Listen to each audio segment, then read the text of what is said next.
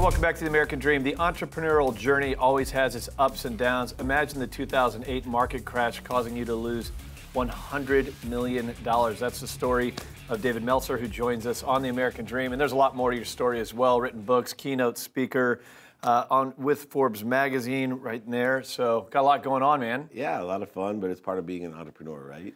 Yeah, so you've had your fair share of ups and downs. I know you write about it in your book, so I'm not sharing anything that you haven't personally, publicly shared. But for anyone who doesn't know you, give us the story. Where did you start? Take us up to 2008. Just real quickly, grew up poor, wanted to be rich so I could buy my mom a house and a car.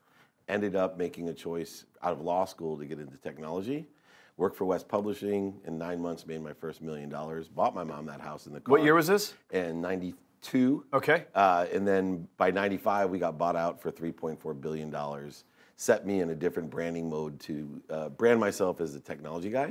Wow. Went up to the Silicon Valley, raised $169 million for a company called EveryPath, wireless proxy server space, then got hired as Samsung CEO of their first convergence device, which we now call smartphone. So I was the CEO of the PCE phone, the world's first CE device. Wow. And made a ton of money. They kicked me out because the company got too big. I was out over my skis. Started investing in technology, real estate. My dad was a commercial broker. So I ended up with a golf course, a ski mountain, 33 properties here in San Diego alone. And I overextended myself, thought I could always borrow against the equity I had. The banks went under. And then all of a sudden said, as I was in lawsuits too, right, liquidating my ego, that's my terminology. All of a sudden they said, hey, you got millions of dollars, but you can't have it. I learned a valuable lesson. So you have all this equity in real estate and you can't tap into it. Can't tap into it. A lot of people went through that. I mean, even on a smaller scale, I mean, individual homeowners and everything else is a tough time. Yeah, so I lived here in Rancho Santa Fe. I just made a conscious decision not to fight it. I wanted to pay back everybody that I owed because I figured liquidating the properties through bankruptcy would pay any debts I had. So I actually came out of bankruptcy in a moral position that I felt comfortable with. But during that process, I met Leigh Steinberg, the most notable sports agent. Became CEO. What year is this? This was in 2008. Okay, so market crashes, you're going through all this, this liquidation, this BK. Yeah. Meet Leigh Steinberg. Leigh Steinberg. Within 48 hours, he hired me as his COO. Within 6 months, I became the CEO of the most notable sports agency. Most people know him from Jerry Maguire. Sure. So explain this. How do you go from tech to a sports agency and be able to carry the skill set over? Great question, because most people want to be Jerry Maguire. Sure. Right? And they still come up to me. I always focused, because I went from being a lawyer to technology, I always focused in on skills, knowledge, and desire. I played football and baseball in college. You know, I really a sports guy. I always dreamed of being a sports agent. But for me, I had developed skills. So when I talked to Leigh Steinberg, I wasn't looking for a job. I was representing a friend for a reality show called Showtime. Okay. But I talked about my skill set. My administrative, my organization, my operations skill set, my ability to raise money, as well as my technology background, and it caught Leigh's eye. And so out of all the thousands of resumes that he had to take Jeff Morad's job, the old owner of the Padres, who was COO of Leigh's, I got the job. Wow. Because of my skills, knowledge, and desire. And they did. They translated completely over. And I still look for kids by their values, their skills, and their knowledge, not by whether they worked for CAA or David Dunn or anyone. Skills, knowledge, and desire. What were the biggest lessons you've learned through the adversity of 2008? Value. So I live my life. I wake up every morning now, instead of trying to take and compete, there's no resistance in my life. I actually shifted the paradigm and said, you know what? I have a great gift. I'm going to start giving it, meaning I pray to God for 10 people that I can help every day. It's very simple. I work just as hard. I love to work. I enjoy the pursuit of my potential. But my goal in life is to provide value, and I trust the universe that it'll bring everything back to me that I asked for, and I've learned to ask big. So you mentioned you're a former athlete, so you have that competitive spirit. Let's not embarrass myself, right? I played in college. Hey, I claim it too, and I didn't get through anything past high school. Right. But you have that competitive spirit in you, that entrepreneurial spirit.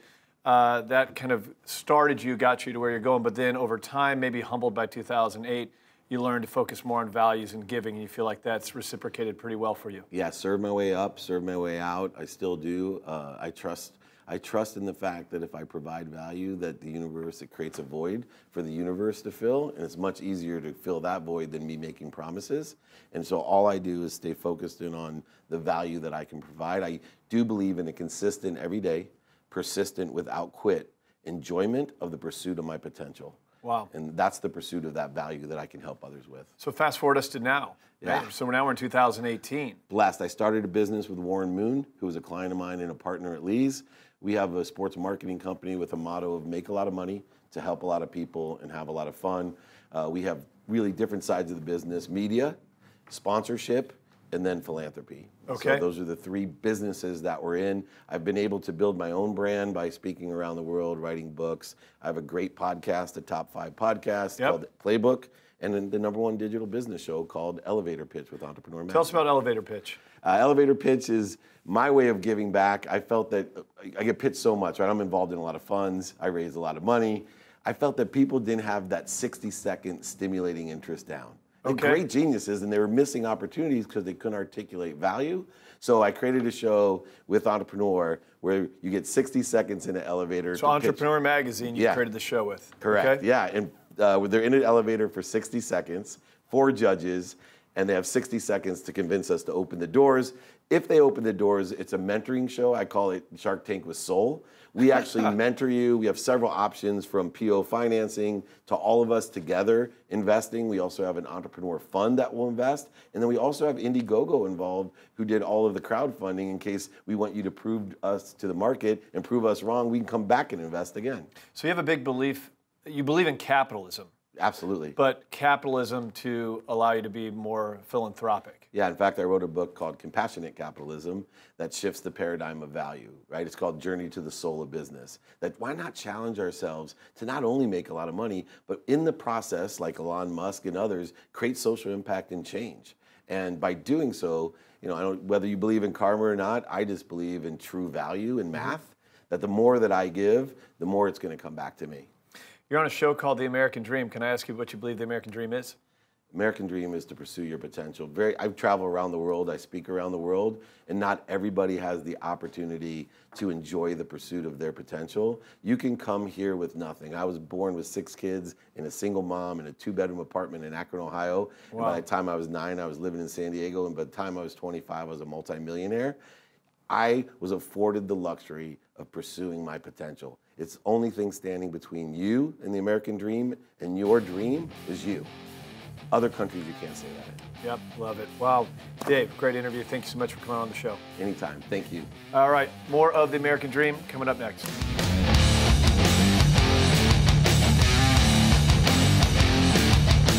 Welcome back to The American Dream. There is no doubt about it, the real estate industry is under disruption and chaos. You have companies like Purple Bricks and Redfins trying to commoditize the industry to circumvent the realtor. I'm a big believer that to gain market share, you've got to be a great marketer. And with that disruption, creates amazing opportunities. One of the best marketers I've ever met in real estate, Seth joins us on the show right now. Seth, good to have you. Yeah, thank you. Just won a big award as it pertains specifically to the marketing of real estate. Yeah. Yeah, this was cool. Yeah, we stoked to talk about this. The San Diego Business Journal, obviously, the go-to publication for people in business right now. Yep. They do an award every year called the Best in Real Estate, and we were really proud because BOSA, when they were building Pacific Gate, identified a few key brokers that in the resale market, they wanted to help push the project along. Well, we did a whole video marketing series around Pacific Gate, and we're really happy to say San Diego Business Journal gave us best real estate deals for our marketing. But let's be clear. Tell everyone real quickly what Pacific Gate is. Yes. So Pacific Gate is the most expensive high-rise ever built in San Diego. Yeah. So I mean, it's insane. Deal. Yeah. Couple of the amenities, share. There's a yacht share, a private yacht share. So there's one yacht that everybody that's in the HOA has. You have a fleet of Porsches that you can drive, that you can take out on trade. There's something called a chef concierge, which has nothing to do with being a chef. It's a concierge that essentially does everything and anything you want. And so the penthouse sold for $15 million. It's what's called a super prime building, which is one of the rarest buildings for high rises at the highest level you could get to. And so we did hopefully a fairly inspired marketing project around it. But we were just excited because this year's been amazing for getting recognized for all the work we put in. So marketing luxury real estate, which is a lot different than your median prices, whether it's in Southern California or all across the country. Now, The American Dream is a national television show. We're all across, I think, 23 cities now, from San Diego to New York City to Seattle to Dallas, all the way to the middle, and St. Louis and Cincinnati. And we always talk about how marketing is so important when it comes to properties, helping them get top dollar. What we've found through our network of power players, which is a trademark term on The American Dream, many of our elite luxury realtors in their markets are flying you there to market their properties, these 10, 20, I mean, $30+ million properties. Tell us some stuff you've done recently. Yeah. So it's been an amazing, 2017 and 18 have been incredible for this. So, last year we went to Coeur d'Alene, Idaho, and advertised one of the most expensive homes ever constructed in Idaho on the lake. We were there for 3 days, created an amazing video with Sotheby's out there. Then we went up and worked with Wes Jones at Keller Williams on one of the most expensive houses on the market in the entire state of Washington. 4 houses on Lake Washington, unbelievable house. Then we went to Aspen, Colorado, and advertised a house that actually owns 400 acres on the backside of Ajax. So you actually own part of Aspen Mountain. Wow. There's no way you can be king of the hill if you're not the king of Aspen, right? Yeah. That's where the billionaires pushed out the millionaires. So we got hired to go out there and advertise $30 million in real estate in 48 hours. And just came back from, I believe, my favorite trip we've ever done, which is we went to Steamboat, Colorado, and we worked with Steamboat Sotheby's and all the brokers there, and used the ability for us now to make our content national with The American Dream, but craft really highly produced content around this amazing place, Steamboat, Colorado. Most people have never been there, and I think it's one of the greatest places I've ever been. So let me chime in here. So you got these other top realtors all across the country. Now, some of them aren't tied into the American Dream. I mean, there's an average of 10 to 15,000 realtors per city across the country. They're reaching out to you and they're saying, hey, Seth, seen your work. A lot of people follow you on social media, which, by the way, I encourage you. You want to see some amazing videos and marketing, follow Seth O'Byrne on Instagram. But a lot of these people have found you. It's kind of a connected network. And they're saying, look, this is a really high-end property. I got to get this thing moving. I got to impress this seller. They're hiring you to come out. Yes. How does that work?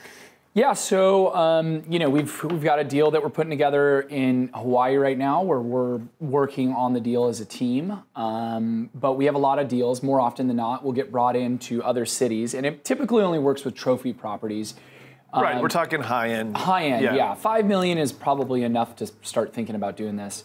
But a lot of times we're focusing on 10. And to be clear, for those watching the show, you need this kind of marketing on a high-end property because you have international buyers. Many of those buyers are incredibly savvy, cash buyers from all over the world. So the whole open house in the front yard, couple posts on social media, that ain't going to get it sold, and it's certainly not going to get it sold for top dollar. Yeah. So these agents are saying, look, we love what you do. We like your strategies. Come out here, help us get this thing sold. Yeah, so, and why it's powerful, we call it dual purpose marketing, right? Or kind of, we run these two marketing channels in parallel.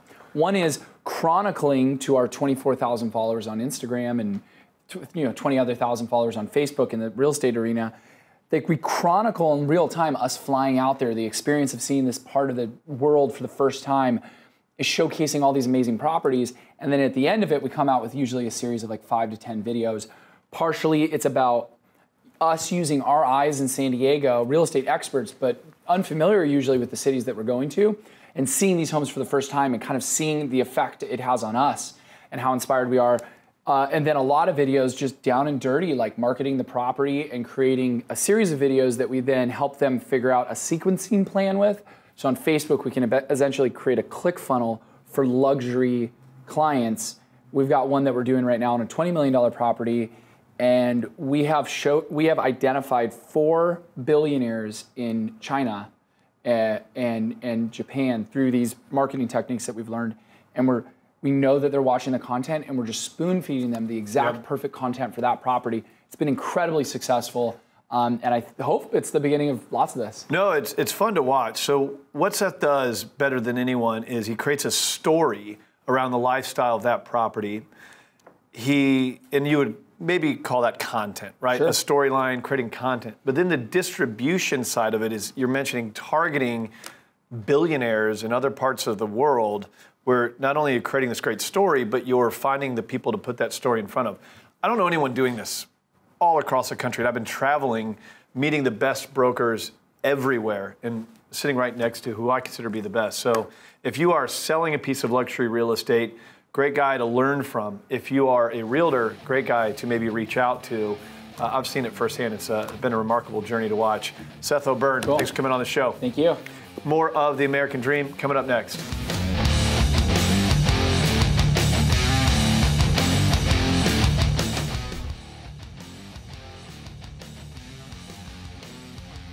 Well, as you know, The American Dream is a national program where we focus on business, the entrepreneurial spirit, overcoming adversity, finance, the market, all things that are relevant to empowering your American dream. But a big topic of conversation on this show is housing.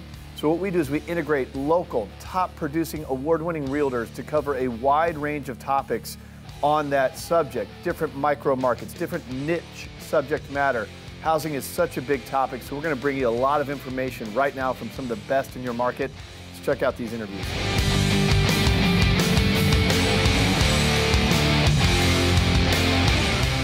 Welcome to The American Dream. It is always wonderful when I get to introduce our next guests. They've been on the show numerous times, always a great expert there for the Seattle community. It is Ed Laine. He is partner and managing broker of Hometown Advisor Real Estate. And we also have Janice Cai. She is one of the top 1% as a real estate professional in your area, and she's also with Hometown Advisor Real Estate. Welcome back to the show. Thank you for having us, Amy. Thank you, Amy. Of course, it's always wonderful to talk to both of you, and I kind of want to pick up where we left off so that our viewers also can hear this information again. Ed, we talked last time about the market taking a shift there in the Seattle area. Is that still the case? Yeah, in fact, Amy, we're continuing to see an enormous influx of inventory, which has made the market feel more like a buyer's market. So it's actually a tremendous time for buyers right now. Janice, I would love your input on this from your perspective. Is this correct, what Ed is saying?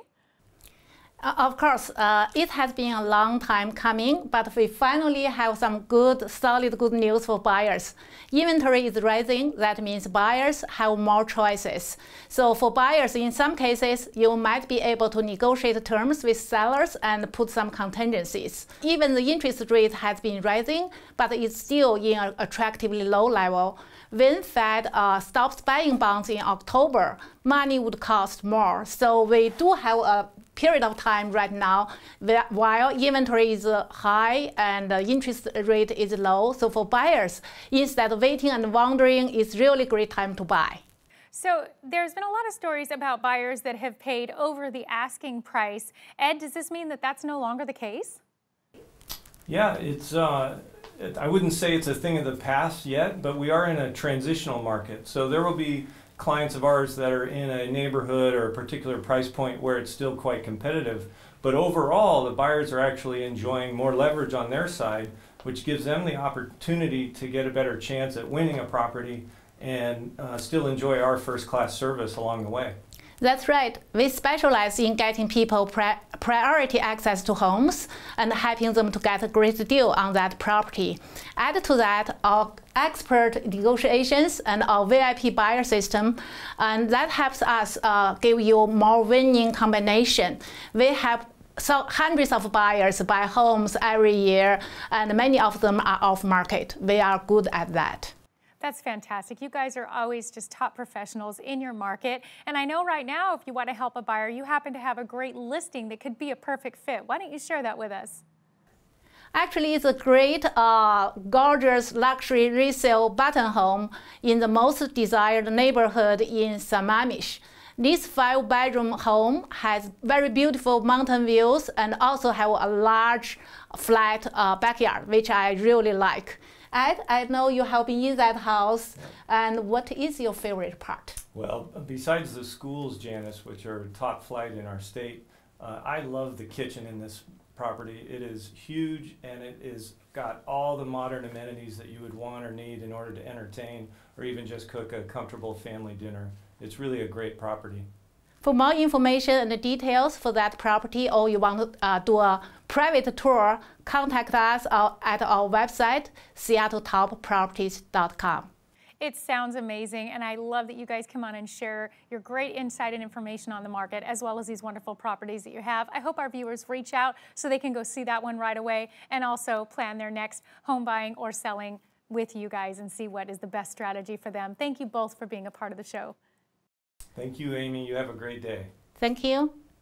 Make sure and follow us on social media. You can engage in the conversation with us at AmericanDreamNetwork.tv. We are here to empower your American dream, and we'll be right back with more.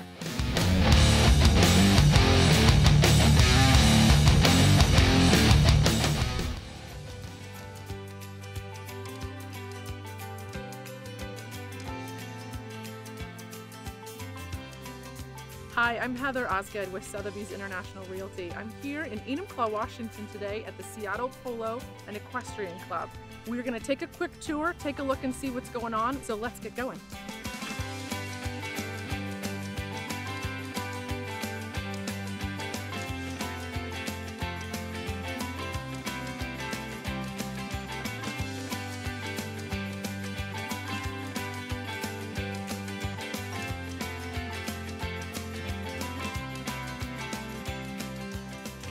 So I'm here today with Cameron Smith, who's the owner of the Seattle Polo and Equestrian Club, and we're in Enumclaw, and it's gorgeous. So would you mind telling me a little bit about the process and how you found the property and then what you put into it? Sure. I was actually, my parents had a little farm up north in Camano Island and was keeping my horses there during the summer, but I didn't have a place to ride or play, and I started having more horses than would fit on theirs. And so I was looking for a little piece of property where I could kind of keep my horses and maybe put a little stick and ball field in. And I found this foreclosed equestrian center. It had been vacant for a couple of years, and I came out and looked at it one day in the spring. It was a beautiful day, and Mount Rainier was in the background, and I overlooked this cow pasture with a bunch of cows in it, and I stood on the edge of this pasture, and I said, oh my gosh, this would be an incredible place to watch a polo game.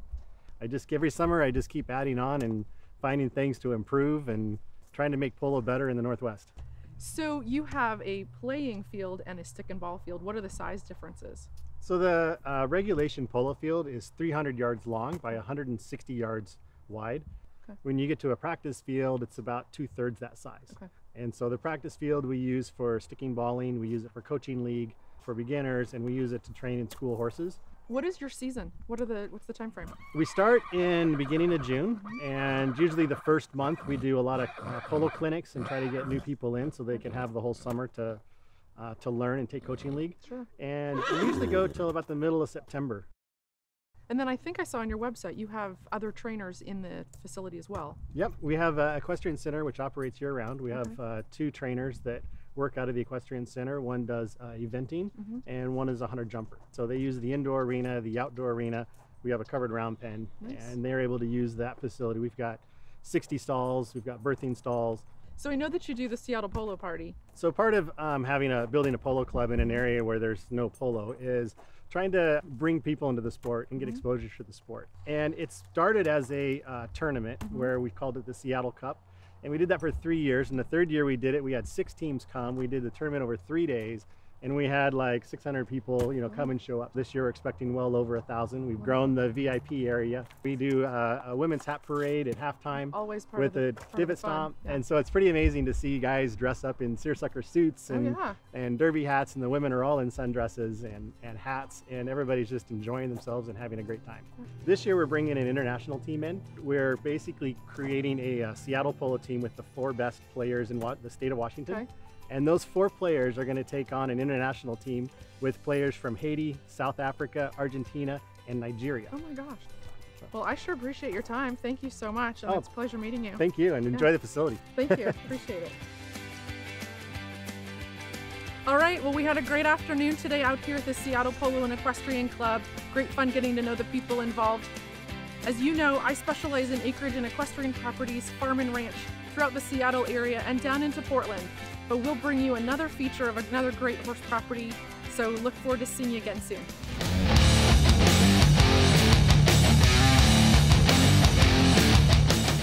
Welcome back. Our next guest comes from Seattle, Washington. Please welcome Gia Liu, a broker with Skyline Properties. Hi, Gia. Welcome to the American Dream. Hi, Sarah. Thank you very much for having me here today again. Absolutely. Thank you. Yeah, it's always great to have you on.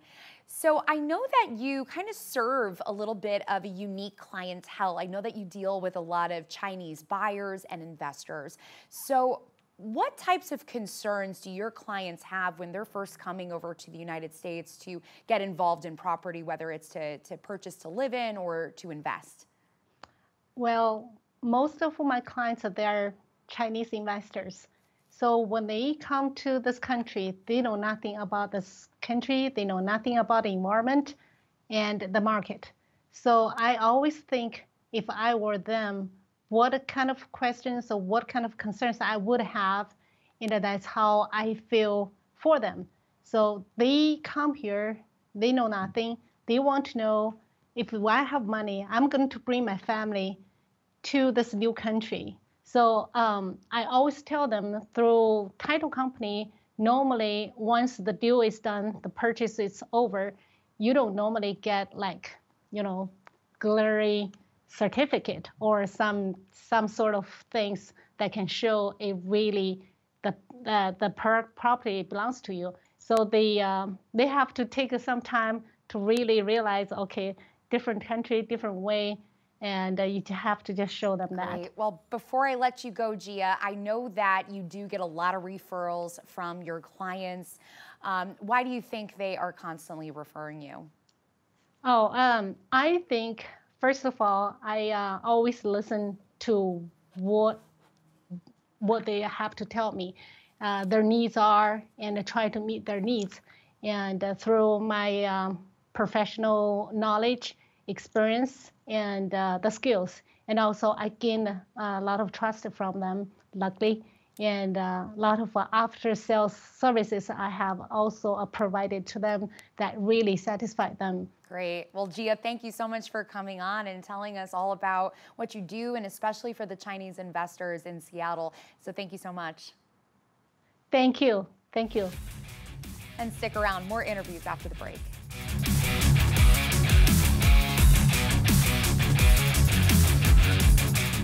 All right, that's all for the American Dream. Thank you so much for checking us out. Remember, our goal is to educate, empower, and engage your American Dream. Don't forget, we love you to breathe oxygen into this message. Follow us on social media, and don't forget, we'll catch you next time. See you next week.